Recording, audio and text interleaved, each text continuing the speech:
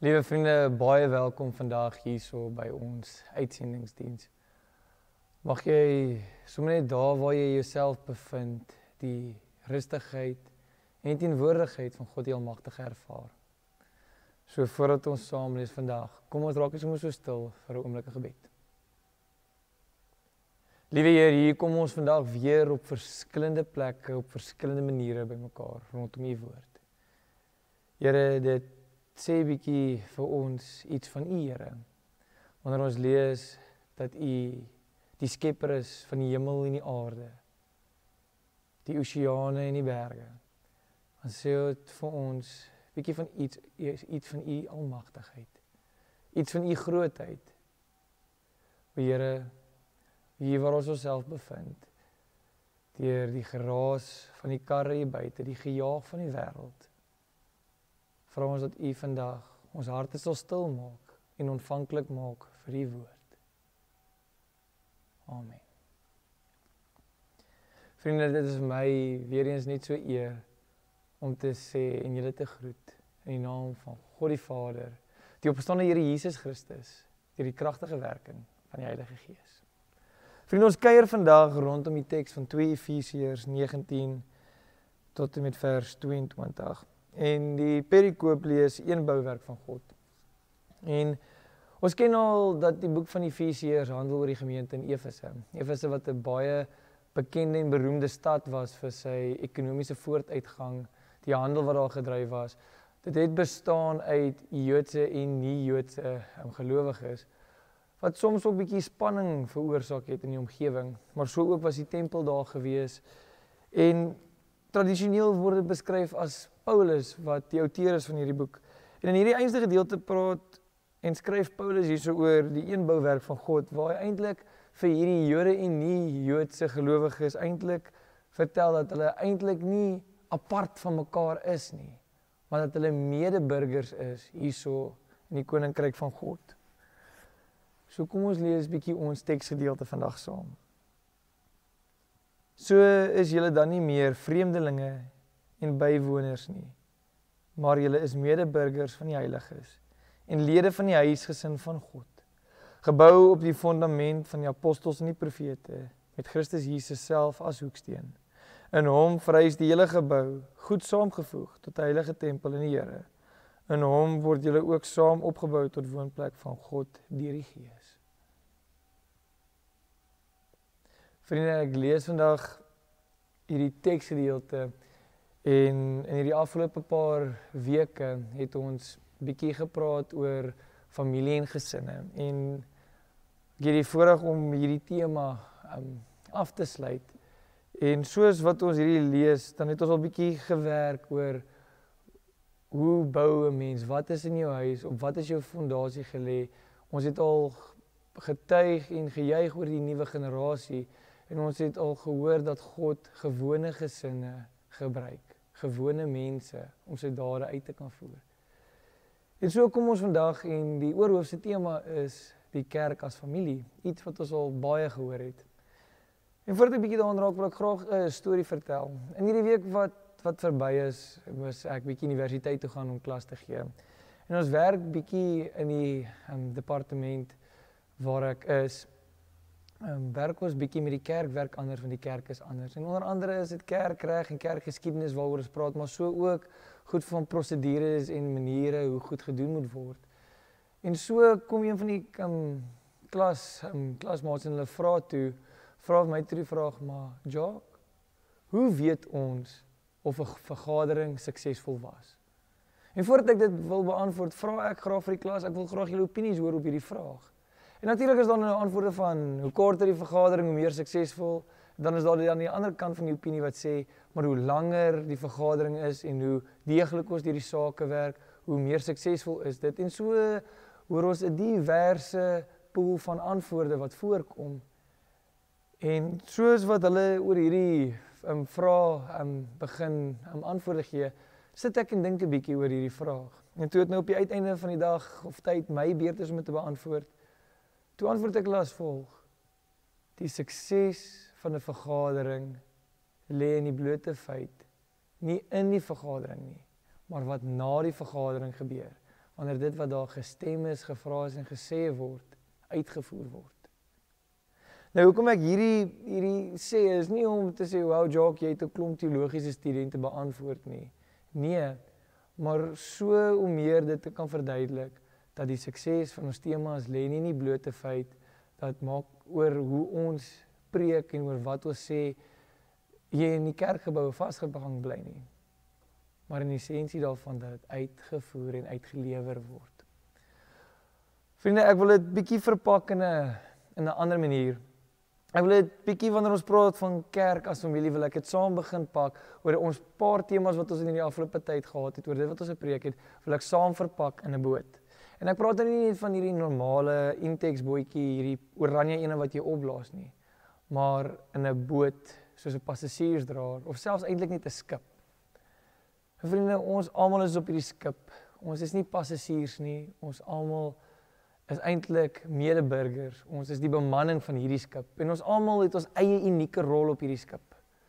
En vriende, wanneer ons aan hierdie skip sit en ding, dan praat ek nie nou van ons kry nou 'n nuwe skip en hier vaar ons en ons gesinnetjie nie.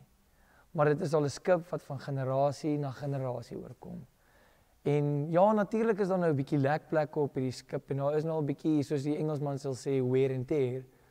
Maar dit is hier waar ons almal se rol so uniek is, dat ons eintlik kan bydra tot die regmaak, herstel en so ook die voortvaring van hierdie skip. Nou, wanneer ons na hierdie skip kyk, besef ons dat ons almal 'n unieke rol het. Ons almal kan nie dadelik gaan en gou gaan weld nie. Ons almal kan nie dadelik gaan en die seil gaan span nie. Nie almal kan dadelik gaan en die roer gaan draai nie. Nie almal kan kos maak nie. Ons almal het verskillende gawes en verskillende plekke waar ons werk en waar ons groot word en hoe ons groot geword het, verskillende kulture en verskillende verstande. Maar so op hierdie skip werk ons in ons eie maniere. Nou praat Paulus juis hierso in hierdie teksvers van ons dat die kerk 'n lewende tempel is.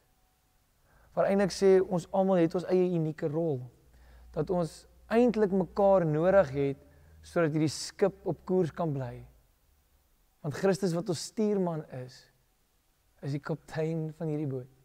En wanneer ons almal saamdrom om vorentoe te gaan om kos te maak, dan is daar niemand om die seil te beman nie en niemand om die roer dop te hou nie. En dan kan ons so maklik van koers afgaan. Maar nou kom hierdie boot al van generasie na generasie en dit is so, ons dra dit oor van geslag na geslag. Dan kry ons nuwelinge, nuwe familielede, nuwe mense wat saamkom. En dan ewe skielik kan ons nie net verwag dat hulle weet hoe werk dit op hierdie boot nie. Ons kan nie verwag dat en aanneem dat hierdie persoon net gaan weet hoe om te swys nie. Ons kan nie net verwag dat hierdie persoon weet hoe om 'n seil te span nie, ook nie om kos te maak nie. Maar dit is hier waar ons deur ons wyse van lewe en ons aksies en ons woorde en ons dade begin wys hoe op hierdie boot gewerk word. En dan kom dit so, dat wanneer die boot van generasie na generasie oorgedra word, dat daar altyd 'n tipe historiese geheue is. Altyd 'n verwysing is van hoe dit was en hoe dit nou is. Want hierdie boot lyk gaan anderste van generasie tot generasie. Die manier hoe die generasie voor ons hom ontvang het, lyk nie dieselfde met die manier hoe ons hom vandag ontvang nie. Want vriende, daar kom kere wanneer die kosmaakspan vol is en ek voel ek kan nie by die kosmaakspan inpas nie. Baie keer voel dit ook so dat ek graag wil kan swys, maar ek het nie die nodige vaardighede om te kan swys nie. Maar so moet ek leer met 'n oop hart. En dan moet daar geleer word met 'n oop hart en ontvang word met 'n oop hart. Want so gaan daar kere wees wanneer daar 'n situasie kom waar die kosmaakspan moet gaan en gaan help by die span van die seile. En dit is juis wanneer ons praat van kerk as familie. Dat ons op verskillende maniere by mekaar se lewe bydra. By die werkterrein, by die skool en so meer. Ek sit en dink altyd terug aan een van ons vriende wat vroeg in sy lewe sy ouers in die dood afgestaan het. En hy het nie groot ouers gehad nie, maar hy het by sy neef hulle groot geword. En so kon hy eintlik gesê het, maar ek het geen verwysing om groot te word nie, maar hy het geleer by sy kerk, by sy vriende, maar die belangrikste was, wat vir my nogals mooi is van hierdie hele storie, ons het 'n onderwyseres gehad, wat nie kinders gehad het nie. Maar sy het so 'n blywende rol in sy lewe gespeel, dat ons kan sien dat hy geleer het, nie net oor hoe om in die alledaags te gaan nie, maar die kern van sy geloof. Die waardes en beginsels wat van daar af is. En nou is hy in so 'n posisie waar hy ook 'n kind het. En ons het nou die dag gepraat, toe sê hy, maar weet jy wat, Jacques? Ek het wel nie met ouers groot geword nie, maar ek het groot geword in 'n familie. En nie 'n normale familie van neefies en niggies nie, maar in 'n groter familie, die familie van die Here. En daai waardes en beginsels wat ek by almal kon geleer het ek die beste geneem. En ek wil dit graag oordra aan my kind, sodat hy weet wat is die kern van my geloof. Die manier hoe ek hierdie skip ontvang het, gee ek dit vir hom ook in 'n ander manier. Want daar het panele gekom wat nie gepas het nie, wat ons afgegooi het, en nuwe panele gekom wat ons weer reggemaak het en bietjie geklop het. En dit is juist wat ek wil vertel deur hierdie storie. Maar wat wil ek eintlik sê? Ek sê eintlik, wanneer ons hierdie boot oordra, wys ons eintlik hoe om op hierdie boot te werk en hoe daar gewerk is en hoe daar gewerk was. En dat daar met moderne tye, moderne maniere is om na goed te kyk. Maar die kern bly dieselfde. Ons kan nie net hoor oor hoe 'n ding reggemaak moet word en hoor hoe daar geleef en gewerk moet word op die boot as ons dit nie doen nie. Want dan is dit net 'n horende getuienis en nie 'n uitlewende getuienis nie. Want dan bly dit net daarso op die opdrag en nie op die uitvoering nie. Want dan luister ons nie net na ons stuurman nie. Maar dan begin ons dit te lewe. En dan, in steede daarvan, wanneer die boot weer oorgegee word in 'n sinkende toestand, en die nuwe generasie, die nuwelinge nie weet hoe om met hierdie boot om te gaan nie, kan ons eintlik sê, maar ons het so geleef. Ons gee nie vir julle 'n sinkende boot nie, maar ons gee vir julle die boot wat van 'n generasie na generasie oorgedra is na ons toe. Want hier as kerk, as familie, weet ons almal, daar is sekere beginsels wat ons wil uitlewe. En dan dink ek weer terug aan die gedeelte van Rigters 2 vers 6 tot 10, waar net na Joshua die volk nie die Here se dade geken nie, hulle het nie van die Here eintlik geweet nie. Maar nou laat ons nie in so 'n posisie val nie. Wat ons eintlik anderste as wat in Rigters 2 gelees word, dat ons nie 'n generasie is wat nie die waarde en beginsels ken van die Here nie. Dat ons nie die waarde en die beginsels ken van ons familie nie. Maar so ook dat wanneer daar 'n tekortkoming is en nie 'n verstaan is nie, dat ons kerk as familie sal saam staan en die nodige leiersels sal vat om mekaar te leer en te laat leer. Want dit is wat dit beteken om kerk as familie te wees. Dat ons nie net passasiers is op hierdie boot nie, maar dat ons as medeburgers is. Van net soos wat dit in die konteks van Efese was, waar daar Jode en nie-Jode was, dat Paulus vir ons sê, julle is eintlik medeburgers in die koninkryk van die Here. En mag ons hier saam as kerk, as familie, dit saam kan getuig, dat ons medeburgers is in Christus. Dat wanneer ons praat oor die doop, dat ons weet en besef, dat wanneer ons die belofte maak, dat ons as kerk saam die verantwoordelikheid vat vir die doopeling, om te leer en te groei. Dit nie net sê nie, maar dit laat uitlewe. Mag ons die nodige waardes oorleer, wat gekom het van generasie na generasie, van bemanning tot bemanning. Dat hierdie skip nie van ons iewerste op koers sal sink nie. Maar sodat wanneer ons dit oorgee na die nuwe generasie toe, en die nuwe lede, dat hulle besef en sien, dat hierdie boot geanker is in Christus. Dat hierdie boot reis deur die Gees. En dat hierdie boot se nodige herstelwerk en nodige beginsels en nodighede van ons as die mens kom, want dit is wat ons stuurman ons geleer het. Amen. Liewe Heer, hier luister ons vandag oor hoe ons medeburgers is op die boot. Maar Here, mag ons so daar waar ons gaan, op reis deur die onbekende van die oseaan, waar ons nuwe lede gaan kry en ander lede gaan verloor. Dat ons nog steeds geanker sal bly in U. Dat U ons stuurman is, Maar Here, help ons ook so, dat ons nie sal skroom om hulp te vra nie. Dat ons nie sal skroom om ons trots te sluk nie, Here. Maar dat ons so met 'n oop hart sal leer, en met 'n oop hart kan leer en laat leer. Here, wees so met iedere elk van ons, dat ons soms ook net voel, dat ons passasiers is. Dat U ons sal help om te besef, dat ons medeburgers is.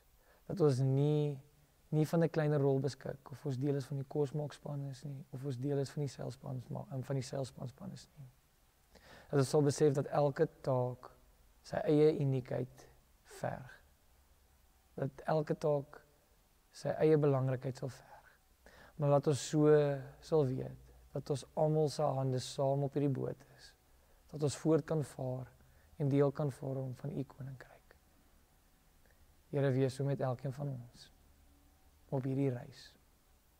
Amen. Vriende, mag ons so waar ons deur die onbekende van die oseaan gaan ons seil. Mag ons oë gefestig hou op ons stuurman. Mag jy daar waar jy gaan, die goedheid en die guns van God die Vader ervaar. Want die Here sal julle seën en beskerm. Die Here sal julle gebede verhoor en aan julle vrede gee. Amen.